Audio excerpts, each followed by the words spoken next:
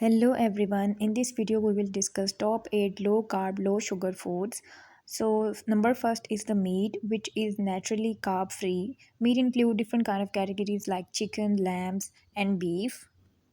All of them are naturally sugar free. Number second comes eggs with no carbs. One medium sized egg contains about less than half gram of carbs. But recommendation is to take egg without bread because bread is having carbs. Number third includes seafood, which includes fish, shrimps, and salmons. On number four include vegetables. Not all vegetables are sugar free or carb free.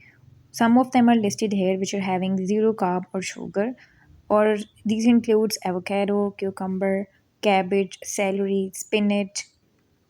Number fifth includes fruits that are having low carbs, and these include watermelon, peaches, and strawberries. Number six include nuts.